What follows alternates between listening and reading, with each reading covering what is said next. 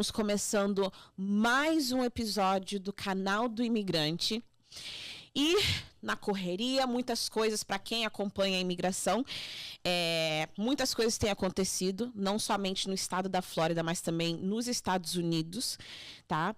E, para quem não sabe, esse ano é um ano de eleição, né? Então, toda vez que você tem um ano de eleição, várias coisas começam a acontecer, várias coisas são ditas, várias coisas são removidas, várias coisas são acrescentadas, e a gente nunca realmente sabe o que é, o que não é, o que vai ficar, o que não vai ficar, porque é uma corrida até a gente chegar em novembro para as eleições, né? Então, quem está na presidência está tentando fazer de tudo para continuar, quem está com os olhos na presidência está fazendo de tudo para conseguir chegar lá. Então, tem várias coisas acontecendo no mundo político americano em relação à imigração esse ano por conta de ser um ano de eleição. Tá? Então, para quem não sabe, imigração sempre é uma pauta, tá? Em qualquer eleição americana, até mesmo porque, historicamente, nós, nos Estados Unidos, sempre tivemos, né, não necessariamente um problema, mas esse ponto sempre foi um ponto que gerou muitas opiniões, tanto positivas quanto negativas. Tá? Então, eu sempre falo para todos os meus clientes ou pessoas que vão fazer consultas com a gente, olha, ano de eleição não é necessariamente um ano de arriscar imigratoriamente, tá? Então, tem muitas pessoas que atualmente têm casos de asilo, mas que o caso não é muito forte. Então, eles têm a opção de hoje, né, por enquanto, ainda tem a opção de fazer um pedido para encerrar o seu caso imigratório juntamente com a corte imigratória. E eu sempre falo, gente, o quanto mais cedo, melhor. Por quê? Quando chegar a eleição, você não sabe se aquele recurso ainda vai estar disponível, porque esse recurso de fazer esse pedido para encerrar o seu caso não é uma coisa que sempre está à disposição da forma que está disponível nesse momento. Então, super vale a pena as pessoas considerarem, tá? E, atualmente, o que está dando vários papos, conversas, questões, preocupações é a nova ordem executiva, tá, do presidente Biden. Muitas pessoas estão chamando essa ordem de fechar a fronteira, tá? Mas muitas pessoas também não têm um entendimento sobre o que essa ordem realmente é, como ela realmente funciona e por que que essa ordem está existindo nesse momento, né? Então, só para dar uma ideia para todo mundo, o que está acontecendo hoje no sistema imigratório de fronteira, tá? E quando a gente fala fronteira, a gente está falando especificamente da fronteira entre os Estados Unidos e o México. O número de imigrantes entrando pela fronteira ilegalmente tem aumentado, assim, absurdamente nos últimos anos, tá? Então, por conta disso, há uma preocupação maior sobre a segurança nacional do país, há uma preocupação da capacidade do sistema imigratório de absolver, né, essas pessoas que estão entrando, de realmente processar os casos que estão entrando. E aí entra também a questão de que, geralmente, quando você entra pela fronteira, né, ou quando você tem a intenção de entrar pela fronteira, o governo americano, ele quer permitir entrar as pessoas que têm a possibilidade de dar entrada num caso de asilo, né? Elas estão entrando por situações humanitárias que são cobertas pela lei imigratória de asilo. E aí surge a questão: será que todas as pessoas que estão entrando realmente têm uma situação de asilo? Ou será que as pessoas estão simplesmente usando do sistema para poder entrar nos Estados Unidos por outras razões e situações, tá? E mais uma vez eu sempre falo isso.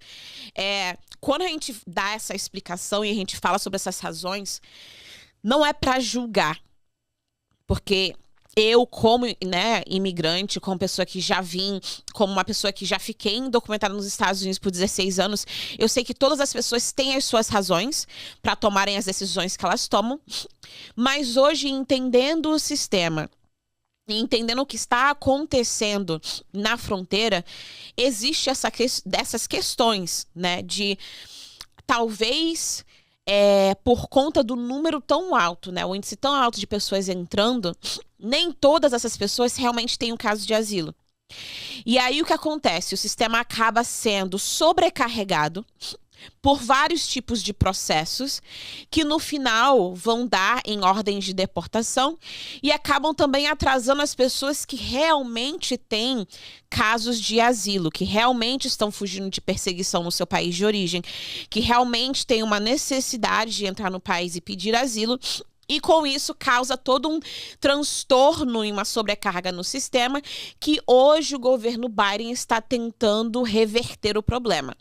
Só que uma ordem executiva, tá? Ela é muito limitada. Porque a qualquer momento, tá? Alguém dentro dos Estados Unidos que tenha um posicionamento que seja afetado pela lei pode vir a trazer um caso contra o governo para tentar derrubar essa ordem executiva, já que não é lei. Tá? Ela não foi passada no Congresso, ela não foi assinada no Senado, ela não é uma lei oficial americana. Ela é uma ordem executiva que está tentando resolver um problema imediato, mas que não é permanente. Tá? Então, hoje, nós ainda não temos uma lei, tá? Que resolva a necessidade de uma reforma imigratória, especificamente na fronteira, para lidar com o problema e o índice que cada dia aumenta mais de pessoas entrando pela fronteira. Tá? Outra coisa também importante para se considerar. Um dos argumentos que a gente tem escutado muito no escritório de pessoas que entram com visto versus pessoas que entram pela fronteira, né? Muitas pessoas estão justificando a entrada pela fronteira. Por quê? Eles dizem, doutora, mas a pessoa que entra pela fronteira não é justo porque ela rapidamente pega a pensão de trabalho, o social, consegue pegar a carteira de motorista e consegue viver a vida aqui nos Estados Unidos normalmente. E a gente que entrou com visto de turista, não temos tantas opções para se legalizar nos Estados Unidos. Gente, eu gostaria de corrigir esse pensamento nesse momento, tá? Nem todas as pessoas que entram pela fronteira dão entrada em um caso de asilo. Por que eu falo isso? Muitas pessoas que entram, elas acham que devo esperar até a minha corte para dar entrada em qualquer tipo de processo. Então, se eu entrei em janeiro de 2024... e a minha corte foi agendada para 2026, eu não tenho nada que me preocupar até 2026, porque eu preciso esperar a minha corte. E isso não é verdade, tá? Quando você entra nos Estados Unidos, seja com visto de turista ou seja pela fronteira, você tem 1 ano da data da sua entrada nos Estados Unidos para dar entrada no seu processo de asilo. Tá? Se você perder esse tempo, se você perder esse tempo que eles dão para você dar entrada no seu asilo, você, a não ser que você tenha uma razão assim excelente, estive em coma no hospital por 1 ano, então não pude fazer isso, você não vai ter como dar entrada num pedido de asilo, tá? Então vamos deixar isso bem claro nesse momento. Outro ponto. Uma vez que você dá entrada no seu processo de asilo, é aí, então, que são contados, tá? 150, 180 dias para você poder dar entrada na sua permissão de trabalho e aí sim ter o seu social. Então, as pessoas que estão entrando pela fronteira, elas não automaticamente estão podendo dar entrada em permissão de trabalho, em social e isso, aquilo, tudo. Não funciona assim, tem todo um processo para que você possa chegar até uma permissão de trabalho e um social. E pegando essa informação também, um dos problemas que a gente tem no sistema que envolve o pedido de asilo hoje em dia é que tem muitas empresas, tá? Sejam elas consultorias ou então notários, paralegos, enfim, que estão vendendo você dar entrada numa aplicação de asilo, mesmo depois de ter passado já de 1 ano, para você ter o benefício da permissão de trabalho do social. Só que o que a Globo não mostra, né? É que quando você estava aqui quieto na sua, ninguém, né, em parte, estava em cima de você por nada, mas uma vez que você dá entrada naquele asilo, especialmente quando você dá entrada com o USCIS, que é a parte administrativa da imigração, aquele processo vai andando, show, tá? E aí você, na sua cabeça, você tá ganhando tempo. Só que o que acontece? Ninguém pode te garantir o tempo que vai levar para aquela aplicação chegar no final. Eu me lembro em 2020, durante a pandemia, tá? Que a gente teve várias pessoas que estavam entrando durante aquela época e muitos casos não estavam indo para a corte, então a gente ainda podia dar entrada com a imigração do lado administrativo. E o que aconteceu? Vários casos de pessoas que tinham acabado de entrar, a gente tinha acabado de dar entrada no caso, rapidamente foram chamadas para entrevista, tá? Que isso não era o normal, né? Isso não era o que era falado. Mas várias pessoas já foram chamadas para entrevista, na entrevista foram negados e aí já foram enviados para a corte migratória. Então, às vezes você acha que estou sendo esperto, estou, né, dando o pulo aqui para enganar a imigração. Só que você não está, porque você vai se prejudicar na frente. Porque se você está fazendo um pedido de asilo que não tem base, o seu pedido vai ser negado, você vai ser enviado para a corte migratória e aí você vai receber uma ordem de deportação. Ah, doutora, mas até aí já rolou muito tempo, muitas coisas já aconteceram. Você não sabe disso. Ninguém pode te garantir o tempo que vai levar para tudo isso desenrolar. Então, assim, você não pode fazer esse tipo de coisa já achando que já deu certo. Por quê? É 50-50 de dar certo ou dar muito ruim. E outra coisa, eu estou falando até mesmo sobre o tempo. Porque se você não tem base para o asilo, vai dar errado eventualmente. Tá? Então, isso é extremamente importante de explicar e entender quando a gente fala sobre processos de asilo. Essa ordem executiva do Biden, o que ela está tentando fazer? Ela está tentando acelerar o processo, tá, de revisão de processos de asilo, de pedidos de asilo para as pessoas que estão entrando. E tem um ponto muito, muito, muito importante, tá? A preocupação toda é que na fronteira tem pontos de entrada, tá? E aí muitas pessoas cruzam entre esses pontos de entrada e, mais uma vez, sobrecarregam o sistema. Então, essa ordem atualmente diz que pessoas que estão tentando entrar fora desses pontos de entrada, se elas entrarem, se elas conseguirem entrar e se elas, aliás, forem barradas na fronteira, elas não terão direito a fazer a aplicação para asilo, que é uma coisa extremamente séria, né? Porque, voltando ao ponto que, na minha experiência, tem muitas pessoas que não necessariamente têm uma base para o asilo, tá? E a gente está falando aqui sobre pessoas que estão entrando, às vezes, pela fronteira do Brasil. E só um parênteses, gente, pessoas do Brasil conseguem asilo, sim, portanto que se tenha base, tá? Fechando parênteses. Então, o que acontece?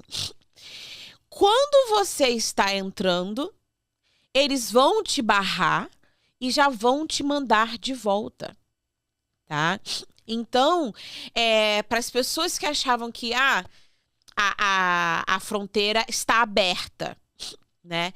Gente, tem uma grande diferença de você passar por um processo para entrar dentro dos Estados Unidos e o termo "a fronteira está aberta", que muitas pessoas que vendem essa entrada para os Estados Unidos passam para os seus, né, clientes.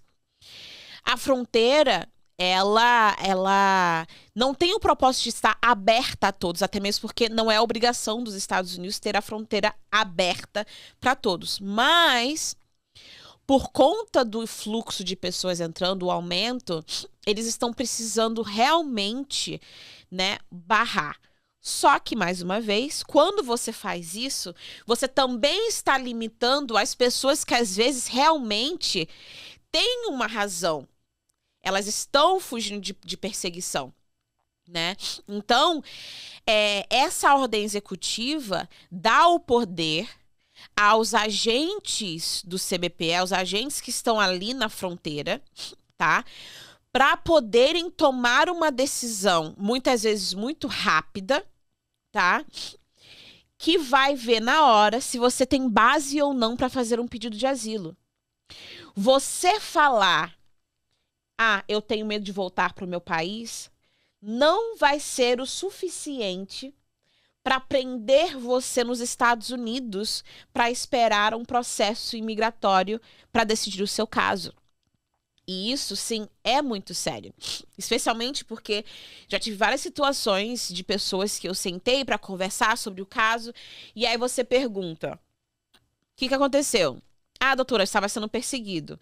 Ok. Você tem provas? Não, porque eu limpei o meu telefone antes de cruzar a fronteira. Ou então eu nunca fiz um boletim de ocorrência contra o caso. Ou então eu não tenho testemunhas sobre o que aconteceu. Eu não tenho fotos sobre o que aconteceu. Eu não tenho áudio, eu não tenho nada.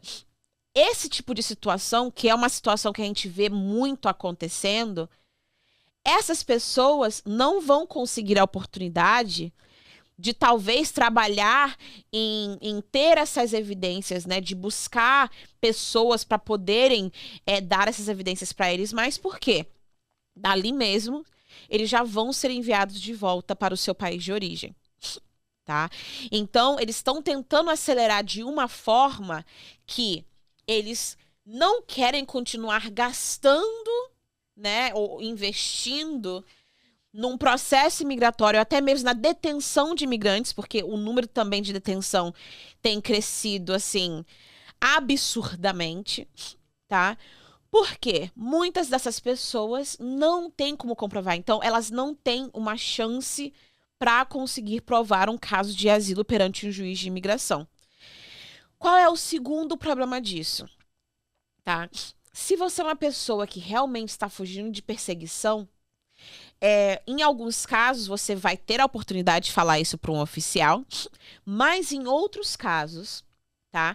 Se a fronteira chegar até um certo número de pessoas entrando ilegalmente num certo determinado dia, quando eles chegarem nessa cota, ninguém mais vai poder entrar, tá? E aí que entra em vigor. Por quê? Essa ordem executiva não é uma coisa que é para toda hora, o tempo todo.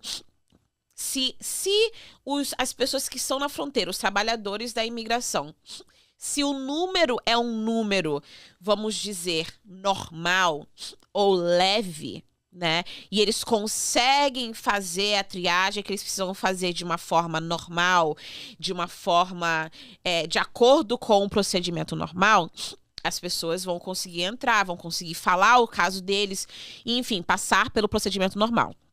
Agora, o momento que aquele número excede, tá, a capacidade dos agentes de fazerem o seu trabalho, aí que a ordem executiva entra em vigor e aí que eles têm o poder de acelerar esse processo para colocar as pessoas para fora o mais rápido possível, que eles acreditem não se enquadrar dentro dessa lei. Tá? Então, mais uma vez, não é uma ordem executiva que fecha de uma forma permanente ou de uma forma imediata à fronteira. É uma ordem executiva para lidar com os picos, né, de entrada, dependendo do dia da semana, enfim, para tentar reduzir exatamente esse número e também tentar reduzir o número de pessoas sendo detidas e tudo mais. Doutora, você concorda com essa ordem? Gente, não sei. Por quê?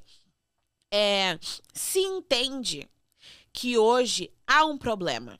Tá? Se entende que há um problema na fronteira, se entende que há um fluxo enorme de pessoas entrando, e também se entende que pelo número de pessoas entrando e pela falta de mão de obra suficiente para dar conta de tudo isso, porque eu não sei se vocês já olharam no mapa, mas assim, a fronteira Estados Unidos-México não é coisa pequena, né? É bem extensa. Então, se há uma preocupação, até mesmo com a segurança nacional do país, por quê? Ai, licença. Se há uma preocupação com isso, por quê? Infelizmente, hoje nós vivemos num mundo que organizações terroristas existem. Né? Ataques terroristas existem. Existe realmente um medo, uma preocupação pela segurança nacional. E nisso, da fronteira estar meio que fora de ordem, o problema é que sempre há o risco de pessoas, né, com mais intenções entrarem no país e causarem mais dano do que simplesmente uma pessoa que está entrando para trabalhar, né? Então, quando você coloca na balança, fica muito difícil você conseguir determinar. Nossa, eu concordo, não concordo, porque tem vários fatores para serem considerados que, às vezes, nesse momento, ok, vale a pena por conta do risco que a gente está sofrendo, mas, ao mesmo tempo, tem parte que fala, tá, mas vale a pena você arriscar vidas de pessoas que realmente estão sendo perseguidas por, talvez, algumas pessoas que... Enfim, é muito, muito complicado você conseguir colocar na balança e escolher um lado facilmente, tá? Então, a gente está chegando aqui agora no nosso primeiro intervalinho. Mais uma vez, a gente gostaria de agradecer ao nosso apoiador, tá? Pastor Francisco Pires, da RCN. Gente, eu percebi nas últimas 3 semanas que eu tenho, às vezes, uma grande dificuldade de falar um R sem falar R no inglês. Então, é da RCN. Muito obrigada por todo o seu apoio, por toda a sua colaboração aqui para RC Brasil, a rádio da comunidade brasileira. A gente já volta. Se Deus está aqui, pra que tristeza? Se Deus está aqui, eu dou beleza. Se Deus está aqui, não me preocupo amanhã. Se Deus está aqui, eu não me preocupo com amanhã. Deus está comigo. Eu dou beleza.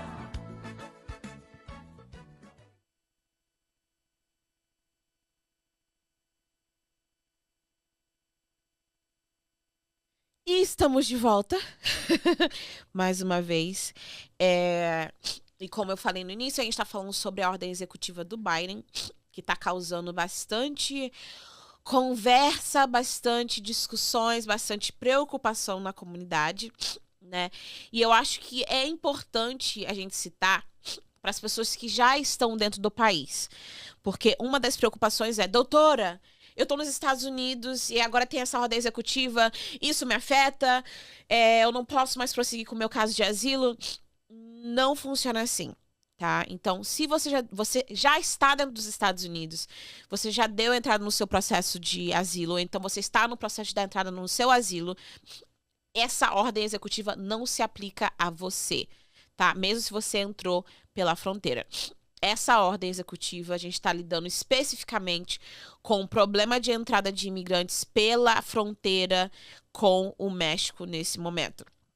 Outra coisa também interessante sobre essa ordem executiva é que ela não está somente lidando com pessoas que estão entrando legalmente ao país, mas ela também está lidando muito especificamente, tá, com companhias de transporte, tá? E isso foi interessante porque eles citaram colombianas que estavam ganhando muito por estarem trazendo imigrantes ilegais para os Estados Unidos por barco, tá? Então, essa ação também está caindo em cima dessa galera que tem esses sistemas, né, para trazer pessoas ilegalmente para os Estados Unidos. Não somente o governo colombiano, aliás, empresas de transporte colombianas foram citadas, como também, tá?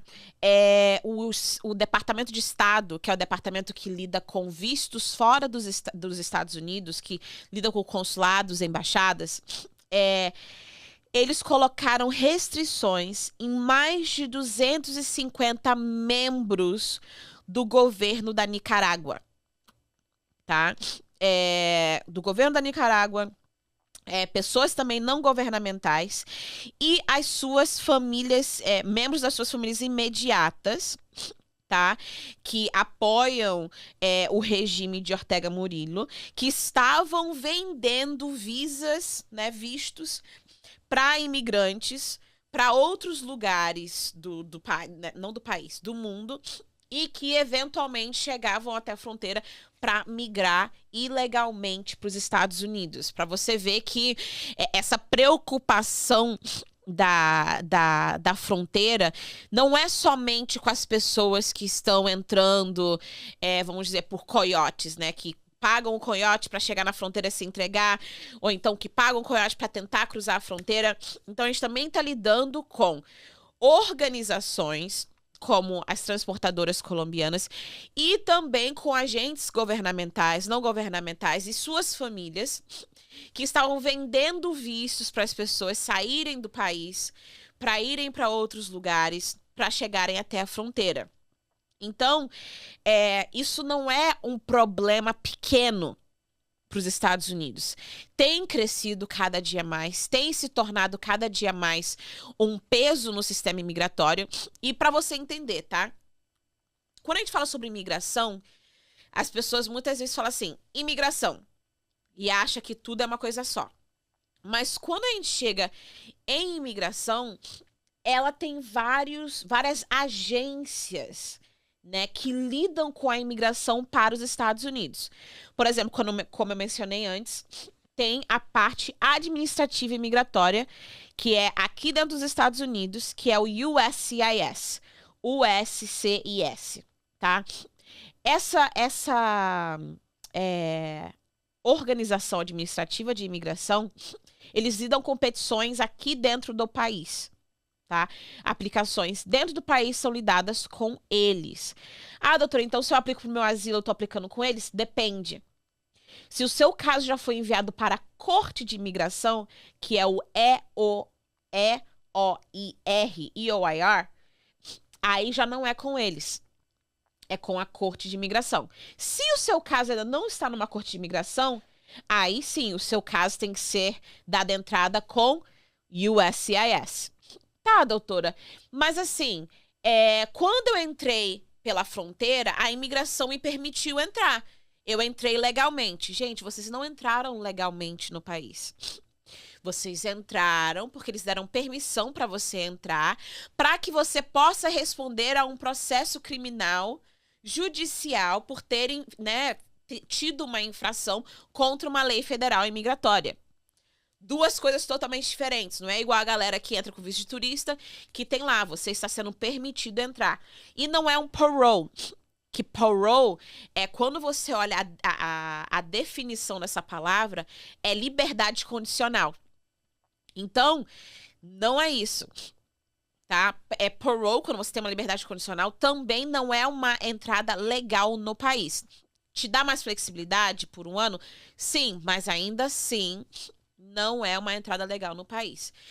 Então, quando você está entrando na fronteira, você não está lidando nem com o USCIS, nem com o EOIR. Você geralmente está lidando com o ICE, que é a Polícia Imigratória, ou então com o CBP, que é a Polícia da Fronteira, tá? Então, tem essas duas, aliás, 4 coisas envolvidas, que muitas vezes quando você logo está entrando nos Estados Unidos, ou quando você logo está chegando aqui, você não entende nada. Você fala assim, imigração. E aí, geralmente, quando o cliente fala isso pra mim, eu pergunto, tá, mas tá na corte? Tá com o USCIS? Tá com o ICE? Tá com o CBP? Tá com quem? Porque essas informações são extremamente importantes para a gente entender ou começar a entender por onde começar no seu caso, tá? Então, quando você está entrando pela fronteira, geralmente você está lidando com o CBP ou com o ICE, tá? E eles ali, uma vez que você consegue entrar, aí que eles vão mandar o seu caso, tá? Para a corte imigratória. Só que, óbvio, do jeito que a gente tá nesse fluxo tão alto de pessoas, vários casos, às vezes, não são, né, tramitados ou dada entrada com a corte imigratória. E por isso que quando você vai lá e você checa, né, no site do EOIR, você coloca o seu alien number, que é o número que geralmente você recebe quando você entra, consta que o seu número não está ali naquele sistema, porque eles ainda não deram entrada, tá? Ah, doutora, mas o que isso significa se eu não tiver um número? Meu Deus, o que eu faço? Isso significa que, se você tem um caso válido de asilo, você pode dar entrada com o USCIS e não tem que dar entrada com o EOIR, tá? Quais são os benefícios quando isso acontece? Você tem 2 oportunidades para provar o seu caso de asilo. Uma, no nível, né, administrativo com o USCIS, você vai ter uma entrevista com um oficial que vai te fazer várias perguntas. Você precisa ter provas, você precisa ter, né, evidências para, né, dar substância ao seu caso. E se o seu caso for negado, você vai ter uma segunda oportunidade na corte imigratória, porque o seu caso é referido para a corte imigratória, tá? Então, é assim que funciona esses níveis do que acontece com casos de asilo quando você logo entra nos Estados Unidos. E é importante manter isso em mente, porque muitas pessoas não entendem como o sistema funciona. E hoje, né, com essa nova ordem executiva, mais uma vez, você vai ter essa dificuldade, dependendo do dia, dependendo do que esteja acontecendo, se você tomar essa decisão. E eu sempre falo, gente, antes de você tomar essa decisão, tá? Consulte um profissional. Consulte um advogado de imigração. Por quê? Porque, às vezes, eu já vi pessoas entrando pela fronteira que não tinham a necessidade de entrar pela fronteira, tá? Eu já vi pessoas também que entraram com visto de turista e perderam o seu status dentro do país e eles não precisavam perder o status dele dentro do país. Por quê? Por falta de informação. Por não ter checado com um profissional de caráter, um profissional com ética sobre a situação, para que esse profissional pudesse realmente fazer uma leitura da sua situação e poder te dar um feedback real sobre as suas oportunidades no país, tá? A gente sempre fala que, nossa, a imigração para os Estados Unidos está difícil. Sim, o visto de turista está difícil. O visto de estudante também está ficando complicado. Mas isso não significa que não tenham, talvez, outras opções. Mas, para isso, não é somente entrar no Google, galera. Pesquisa no Google não é o suficiente. Você precisa conversar com alguém. Porque, às vezes, a sua leitura do que o Google está te passando, ela não é real, tá? Ela não é a realidade do que está acontecendo na lei migratória. Ou então, por você não ter entendimento sobre a lei, você vai interpretar aquilo incorretamente. Recentemente, eu tive uma situação de uma família que fez o caso todo sozinha. Nossa, gente, várias coisas saíram erradas. Por quê? Pela falta de interpretação correta da lei. E eu, às vezes, falo isso para as pessoas, eu não fui para a faculdade, eu não fiz direito para preencher formulário. Eu justamente fiz direito para que eu pudesse interpretar a lei e poder virar para você e falar se você deveria ou não estar aplicando para aquela categoria. E essa família fez todo o processo sozinho. Eventualmente, muitas coisas mudaram na situação deles, fizeram mais coisas sozinhas, mas fizeram tudo errado por não ter o entendimento de quando cada passo teria que ser tomado. E aí agora entra naquele desespero, e aí sempre acontece isso. Fiz tudo errado, porque eu acho que eu sei de tudo, e eu acho que eu entendo de tudo. E aí quando você chega no profissional que fala pra você, não, tá errado, a pessoa fala assim, não, mas eu li. Eu falei, sim, mas você leu errado. Você leu a informação sem entender a ordem daquela informação. E aí você vai, e obviamente, gente, é um trabalho, né? Às vezes as pessoas acham que advogado que trabalha com imigração simplesmente vive de caridade, né? Pra ajudar as pessoas. Sim, nós ajudamos as pessoas através do nosso trabalho. Então tem um custo para aquele trabalho, né? E aí a gente deu o custo para essa pessoa, e mesmo a pessoa sabendo que fez tudo errado, por ainda segurar, né? Não sei, numa ilusão de alguma coisa, falou, ah, não, eu vou tentar fazer, eu vou tentar corrigir. Então, gente, fazer a mesma coisa várias vezes, da mesma forma, sabendo o resultado, se eu não me engano, isso é chamado loucura.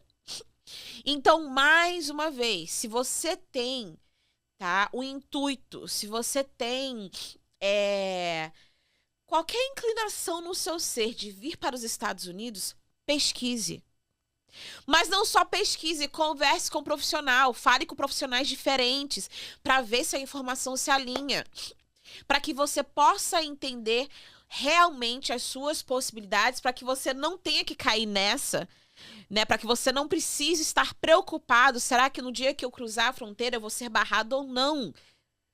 Porque, mais uma vez, o que mais falta na nossa comunidade hoje é informação correta do que está acontecendo com a imigração. Sábado eu tive uma conversa com uma pessoa que estava conversando comigo e falou assim, eu tenho um familiar que deu entrada para esse tipo de visto e ele está simplesmente esperando, aliás, categoria. Aí eu, conversando, né? Isso é um problema da profissão, tem certas coisas que você não consegue não perguntar. Porque o seu cérebro já começa a fazer várias perguntas para tentar entender o que está acontecendo na situação. Aí eu perguntei, tá, mas essa pessoa tá aqui nos Estados Unidos ou tá no Brasil? Tá aqui nos Estados Unidos. Era uma situação de irmão para irmão. Ah, tá. Mas essa pessoa, os pais têm residência, têm cidadania? Não. Então, como que essa pessoa tá pensando em se legalizar? Porque a primeira parte vai ser aprovada, mas ela não vai conseguir chegar no Green Card se ela não tiver uma base pro perdão. Como assim? Mas essa pessoa já tá esperando não sei quantos anos. Sim, porque ninguém nunca te falou que quando você aplica de irmão para irmão e a pessoa tá nos Estados Unidos, você vai precisar ter um pedido de perdão, a não ser que a pessoa se encaixe no 245. E, enfim, tem toda uma análise que precisa ser feita, porque fora isso, aquela pessoa vai esperar 14 anos, porque é esse o tempo que está levando de petição para irmão, e não vai conseguir chegar até o final no Green Card. Mas isso a Globo não mostra. Então, assim, gente, mais uma vez, antes de encerrar aqui com vocês, tá? Procurem um profissional. O seu irmão não é um profissional, a não ser que ele seja um advogado de imigração. O seu padeiro, ele não é um profissional. O seu mecânico, ele não é um profissional. O seu tio, sua tia, seus primos, sua mãe, seu pai, o Google, gente, nem o ChatGPT não são profissionais. Então, se você preza o seu futuro imigratório, se você preza o futuro da sua família, entre em contato com um profissional. E não é uma pessoa que fez um cursinho, ou então fez uma aplicação uma vez e agora... Não!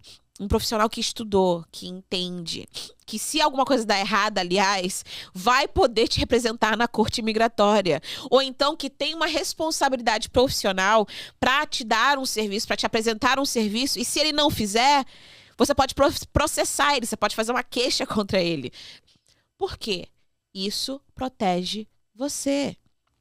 E eu sei que parece que eu sou extremamente enfática sobre isso, mas eu realmente sou, porque eu sei o que é passar por esse tipo de processo. Eu sei o que é não ter pessoas de qualidade para lidar com uma coisa que é a sua vida. É a vida da sua família, é o seu futuro. É até mesmo a sua liberdade de entrar e sair num país para comparecer ao enterro de um ente querido. E eu me lembro muito bem o que foi quando eu tinha 20 anos de idade e a minha avó faleceu no Brasil. Eu era super próxima da minha avó no Brasil. E eu me lembro que era não poder comparecer ao funeral dela. Entendeu?